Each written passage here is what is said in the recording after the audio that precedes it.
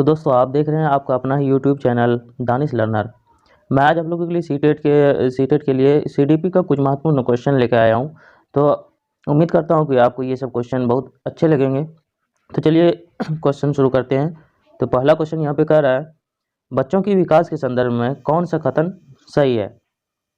तो पहला ऑप्शन है, विकास पूर्ण से आनुवंशिकता से निर्धारित होता है। विकास पूर्ण रूप से पर्यावरण द्वारा निर्धारित होता है।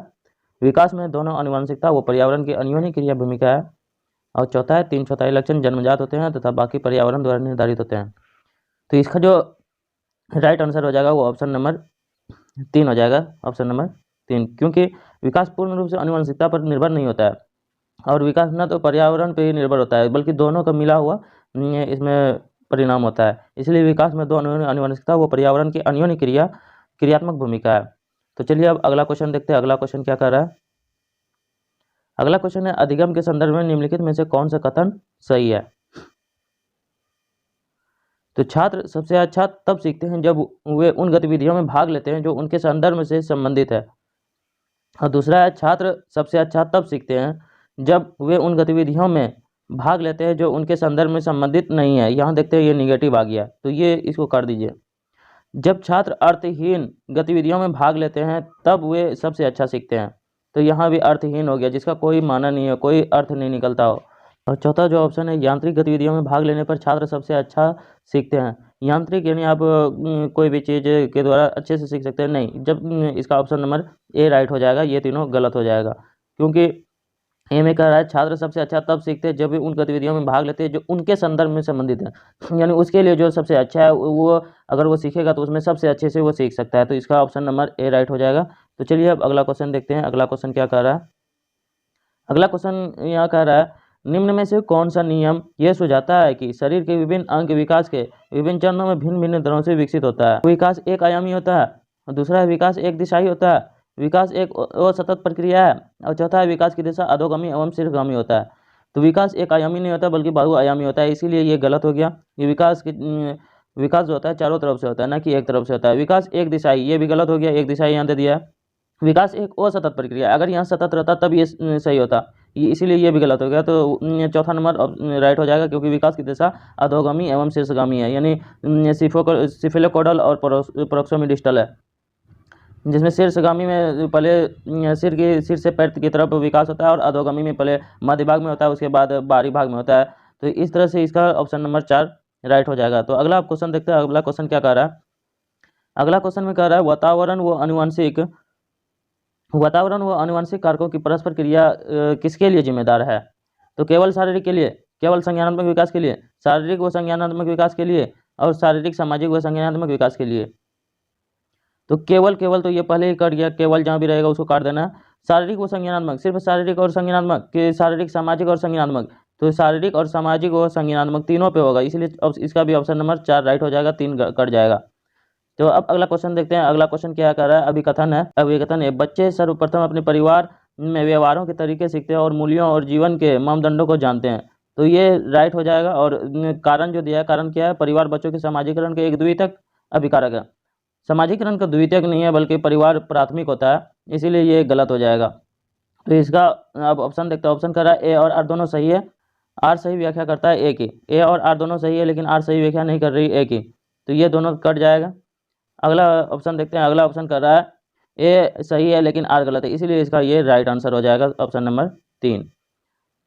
तो चलिए अब अगला क्वेश्चन देखते हैं। क्वेश्चन कर रहा है, बच्चे का अपने आप से बात करना क्या कहलाएगा। उनके आहंग केंद्रित का घोतक है, उनकी सोच को विनियमित करने में उसकी मदद करता है, और तीसरा है उनके मनोवैज्ञानिक और भाषा विकास में बाधा डालता है, और चौथा है गंभीर व्यवस्था संबंधित समस्याओं को पहचान करता है।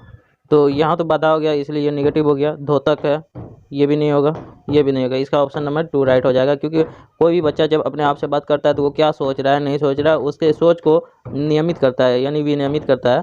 तो इसका ऑप्शन नंबर 2 राइट हो जाएगा। तो चलिए अब अगला क्वेश्चन देखते हैं। अगला क्वेश्चन कह रहा है कि लॉरेंस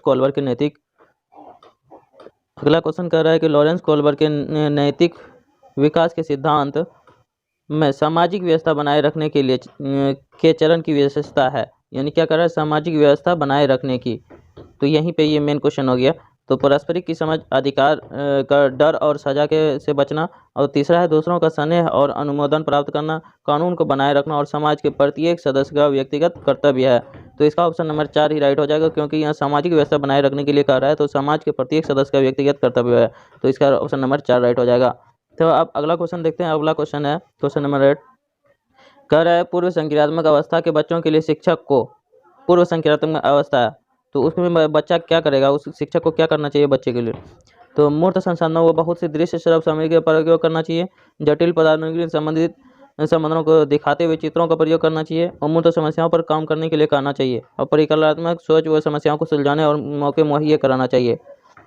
तो इसका ऑप्शन नंबर 1 ही राइट हो जाएगा, क्योंकि पूर्व संक्रियात्मक है तो वो मूर्त संसाधनों को बहुत दृश्य श्रव्य सामग्री का प्रयोग करके वो बच्चे को अच्छे से अच्छे तरीके से समझा सकता है। तो इसीलिए इसका ऑप्शन नंबर 1 राइट आंसर हो जाएगा। अगला क्वेश्चन यहाँ कर रहा है, अगला क्वेश्चन में कर रहा है, लॉरेंस कोलबर्ग के द्वारा प्रतिपादित नैतिक विकास के किस स्तर पर व्यक्ति यह तर्क करता है कि मानवाधिकार व न्याय सबसे जरूरी है, भले ही वो सामाजिक कानून के खिलाफ हो।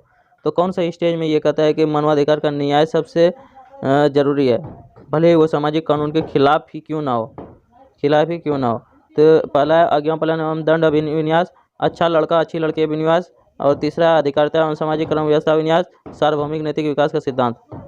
तो इसका जो राइट आंसर हो जाएगा वो ऑप्शन नंबर 4 राइट हो जाएगा, क्योंकि आज्ञा पालन तो इस स्टेज में नहीं होगा, अच्छा लड़का अच्छी लड़की भी नहीं होगा, ये सेकंड स्टेज में आ जाता है।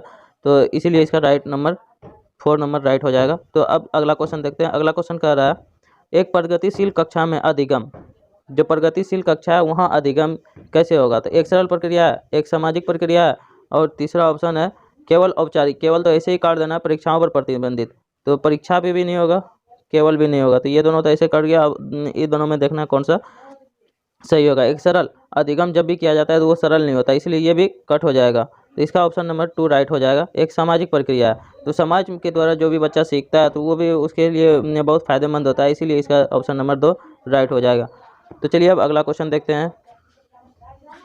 क्वेश्चन कह रहा है यहाँ पे, एक बाल केंद्रित कक्षा में बच्चे, यानी चाइल्ड सेंटर्ड स्कूल है, तो वहाँ पे बच्चे निष्क्रिय नकलचली के रूप में देखे जाते हैं, ज्ञान के निर्माण में सक्रिय रूप से लगे हुए हैं, ब्लैक बोर्ड से उत्तरों की प्रतिलिपि बनाने को अग्रसर होते हैं, और केवल निष्क्रिय श्रोता होने चाहिए। तो केवल तो ऐसे ही कट जाएगा, और ब्लैक बोर्ड से, सिर्फ ब्लैक बोर्ड से देख के ही वो उतार लेगा, तो इससे क्या कहता है वो क्रिएटिव नहीं बन जाएगा, इसलिए ये भी गलत हो जाएगा। और पहला है निष्क्रिय नकलचरी, निष्क्रिय तो ऐसे ही गलत हो जाएगा। ज्ञान के, इसलिए ऑप्शन नंबर इसका 2 राइट हो जाएगा।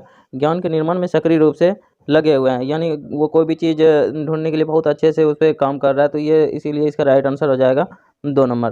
तो चलिए अब अगला क्वेश्चन देखते हैं। अगला क्वेश्चन कर रहा है हार्वर्ड गार्डनर, जिसने बहुबुद्धि का सिद्धांत दिया था।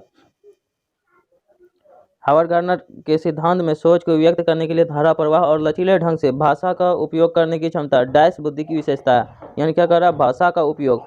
तो यहीं पे यह पकड़ा जा रहा है, तो इसलिए इसका भाषाई हो जाएगा, पहला आंसर सही हो जाएगा। तो चलिए अब अगला क्वेश्चन देखते हैं। अगला क्वेश्चन भी हार्वर्ड गार्डनर पे ही है। कह रहा है अगला क्वेश्चन, हार्वर्ड गार्डनर ने डैश बुद्धिमत्ता को एक स्थिर विशिष्टता मानने की परंपरा सोच की समालोचना की, 12 अलग अलग प्रकार की बुद्धिमत्ताओं को प्रस्तावित किया। 12 तो नहीं है बल्कि 8 तरह आता है, लेकिन 9 तरह का दिया, 8 प्रकार का सबसे ज़्यादा माना जाता है। सृजनात्मकता का सिद्धांत दिया, हार्वर्ड गार्डनर ने तो बहुबुद्धि का सिद्धांत दिया था, इसलिए ये भी गलत हो जाएगा। बुद्धिमत्ता को एकल संचय सिद्धांत पर प्रतिपादित किया, तो एकल तो बीने ने दिया था, इसीलिए इसका राइट आंसर हो जाएगा ऑप्शन नंबर ए। अगला क्वेश्चन कर रहा है यहाँ, हार्वर्ड गार्डनर ने बहुबुद्धि सिद्धांत के अनुसार अपनी भावनाओं, अवस्था, संवेगों और अभिप्रेरणाओं के बारे में जागरूक रहने की योग्यता को क्या कहा जाता है। भाषाई बुद्धि, तार्किक गणितीय बुद्धि, अंतर्वैयक्तिक बुद्धि, अंतर्वैयक्तिक बुद्धि। तो अंतर्वैयक्तिक यानी इंटरपर्सनल, दूसरे के बारे में सोचेगा, ये तो नहीं होगा। भाषाई भी नहीं होगा, तार्किक भी नहीं होगा, इसका ऑप्शन नंबर 4 राइट हो जाएगा। अंतर्वैयक्तिक यानी खुद के बारे में, तो यहाँ पे देख सकते हैं लिखा अपनी, तो यानी खुद के बारे में वो सोच रहा है, तो इसलिए अंतर्वैयक्तिक बुद्धि हो जाएगा, ऑप्शन नंबर 4 राइट हो जाएगा। तो अगला क्वेश्चन देखते हैं। अगला क्वेश्चन क्या कर रहा है, ये भी हार्वर्ड गार्डनर पे ही है। निम्न में से कौन सी बुद्धि गार्डनर के बहुबुद्धि सिद्धांत के सम्मिलित नहीं है। स्थानीय बुद्धि, शारीरिक गति संवेदी बुद्धि, प्राकृतिक बुद्धि, सृजनात्मकता बुद्धि। तो उसने कौन सा बुद्धि का सिद्धांत नहीं दिया था। तो ये देख सकते हैं, स्थानीय बुद्धि तो दिया है, शारीरिक बुद्धि भी दिया है, प्राकृतिक बुद्धि भी दिया है, सृजनात्मकता बुद्धि नहीं दिया है, इसीलिए इसका राइट आंसर 4 नंबर सही हो जाएगा, क्योंकि नहीं में ही पूछा है, इसीलिए इसका ऑप्शन नंबर 4 राइट हो जाएगा। तो उम्मीद करता हूँ कि आपको आज का ये वीडियो पसंद आई होगा। अगर वीडियो पसंद आए तो वीडियो को लाइक जरूर कर दें, और अगर आप हमारे चैनल पे नए हैं तो चैनल को भी सब्सक्राइब कर दें, जिससे कि आपको इसी तरह की वीडियो की नोटिफिकेशन रोज टाइम पे मिलती रहे।